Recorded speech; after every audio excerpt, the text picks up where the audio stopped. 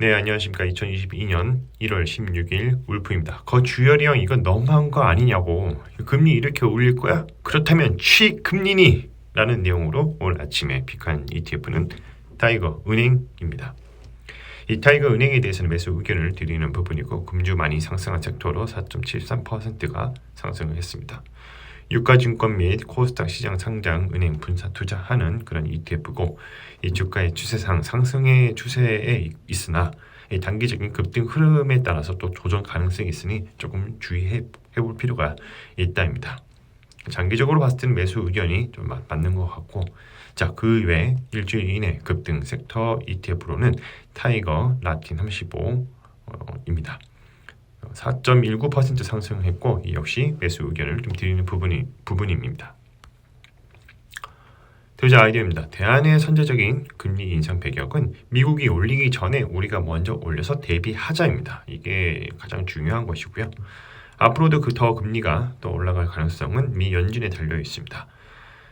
금리 인상 한 차례 더 예고가 되어 있다지만 좀 더 지켜볼 필요가 있다고 저는 생각하고 있고요. 이렇다 보니까 이제 금리 인상에 대한 섹터의 수혜 섹터에 분산 투자할 필요가 있다라고 생각을 합니다. 바이셀 메소드입니다. 프리미엄 구간을 닫고 내려올 때 매도를 하는 것이고 디스카운트 구간을 닫고 반등을 할 때 매수를 하는 것입니다. 좌우에 동일한 패턴이 나오면 매도와 매수를 적절하게 대응하시면 됩니다. 모든 주가는 기대감과 모멘텀을 가지고 상승과 하락을 반복을 하며 현재와 미래의 펀더멘탈을 그려나가기 때문입니다. 바이 포인트, 셀 포인트입니다. 일단은 추세상은 상승 추세가 확실하게 좀 맞아 보여요. 그러나 이제 단기적인 급등 흐름으로 또 조정 가능성이 있으므로 조금은 단기적인 포지션을 구축하는 것보다 또 장기적인 관점에서 접근하는 것이 괜찮아 보인다 또는 옳다 보인다라고 이렇게 말씀을 드릴 수 있겠습니다. 이 파란색 선에서 닫고 올라가는 흐름을 또 보여주고 있고 빨간색 선이나 전 고점에서 저항을 좀 받고 있는데 최근에 뚫고 올라왔죠. 자, 이렇게 되면 좀 더 추가적인 상승을 또 기대할 수 있기 때문에 좀 더 분할로 매수하는 게 좋아 보인다는 게 저의 생각입니다.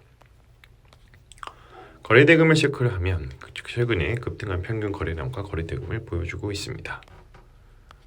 레포트 그리고 이제 ETF의 내용을 읽어보면 설정위의 수익률은 이제 쭉 하락하고 있는 게 되게 눈에 보이죠.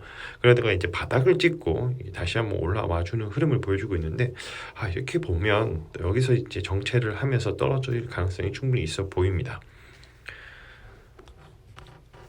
기본 정보를 보면 산출 기간 및 대상 종목으로는 한국거래소에 발표하는 지수로서 거래소와 코스닥 시장에 상장된 은행주 10개의 종목으로 구성하고 있는 그런 상품입니다. 유동주식수, 가중시가총액, 그 주가 지수 유동성, 또 이제 자기자본 이익률, 부채 비율을 고려해서 종목을 선정을 하고 연 1회 정기 변경을 합니다. 지수 내 단위 종목 한도는 20%로 만약에 정기 변경 이래 20%가 넘어가면 그만큼 덜어냅니다. 총 보수는 연 0.46%고요. 분배금은 이제 최근 연도의 기준을 보면 21년도 한 해 총액으로 한 주당 275원을 줬습니다.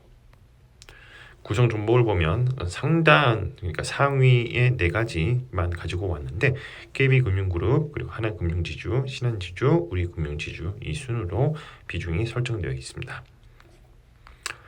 자, KB금융그룹은 이제 우리나라의 대표적인 그 종합금융 그룹이죠. 옛날에 아시는 분들 80년대, 70년대 아시겠지만 주택은행이라는 그 은행이 실제로 있었습니다. 이제 그게 이제 은행 IMF를 겪으면서 은행이 통폐합되면서 KB로 흡수가 됐죠. 그러면서 은행 중에서 가장 큰 은행 중에 초대형 은행 중에 하나입니다. 그 다음에가 이제 조금 이제 상단이 우리가 잘 알고 있는 상단만 상위에 있는 포진에 있는 그 은행주만 이렇게 말씀드리기보다는 다른 금융주, BNK 금융지주라고 해서 이렇게 있는데 다들 알아보셨을 거예요. 이제 뭐 부산은행, 경남은행, 주축구 2개의 지역 은행이 좀 성장을 해서 이렇게 상장되어 있는 금융지주 회사입니다. 뭐 캐피탈, 뭐 투자증권, 저축은행, 자산운용, 뭐 신용정보 시스템, 벤처투자, 여타 초대형 금융그룹과 그런 시스템이 거의 유사하다고 이렇게 보시면 될 것 같습니다. 저희 코멘트는 이 금리 인상에 따라서 또 이자 부담이 커지는 상황 속에서 점차 웃음꽃이 피어나는 이 금융주도 한 번은 또 주목을 해볼 필요가 있다라고 저는 생각을 합니다. 그 외에 이번 주 많이 상승한 섹터로 4.19% 상승한 타이거 라틴 35가 있습니다. 일단은 추세를 분석을 하면 이 상승의 지속성 여부가 중요한데, 이런 경우는 이 라틴 35 같은 경우에는 원자재의 매크로 환경을 좀 볼 필요가 있습니다.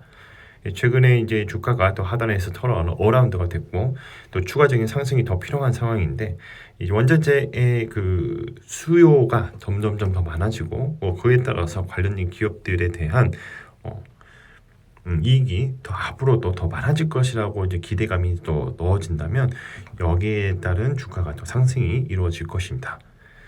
브릭스 한 축인 중남미 지역의 대형주 35개 종목에 분산 투자하는 그런 ETF고, 첫 번째부터 6가지만 이렇게 갖고 와봤어요. 그래서 초대형 광산 기업, 뭐 석유, 가스, 시추 생산, 뭐 라틴 아메리카 최대 통신 서비스, 뭐 금융, 그리고 멕시코의 음료, 소매, 이런 기업들이 이 ETF에 들어가 있습니다.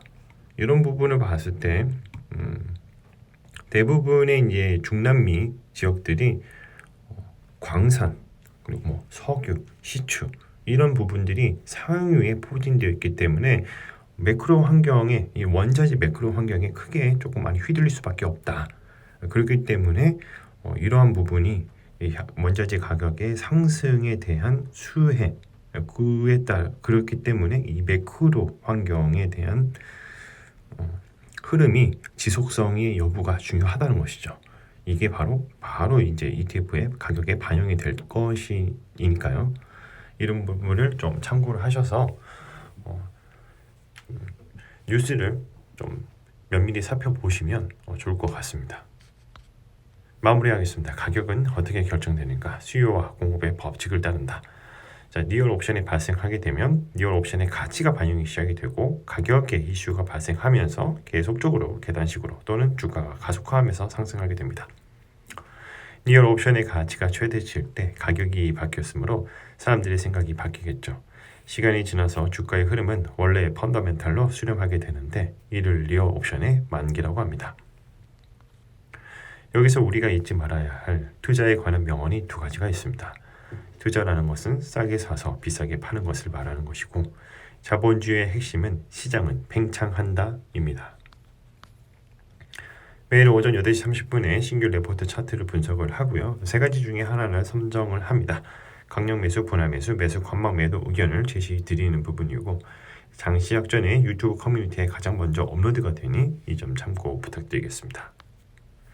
자, 오늘은 타이거 은행에 대해서 말씀을 드려봤고요. 금주 많이 상승한 섹터로 4.73%가 상승했고, 유가증권 및 코스닥 상장 은행에 분산 투자하는 그런 ETF입니다. 이 주가의 흐름은 상승 추세이나 단기적인 급등 흐름에 따른 조정 가능성도 조금 있어 보인다. 그러나 상승적인 흐름은 꺾이지 않을 것으로 좀 전망이 되기 때문에 그러한 금리 인상에 따른 수혜가 또 예상이 되기 때문에 이런 부분에 초점을 맞춰서 트레이딩을 좀 하시면 어떻겠는가 하고 오늘 내용을 말씀드려봤습니다. 컨텐츠가 좋았다면 구독과 좋아요, 알람 설정 부탁드립니다. 오늘도 들어와 주셔서 감사합니다.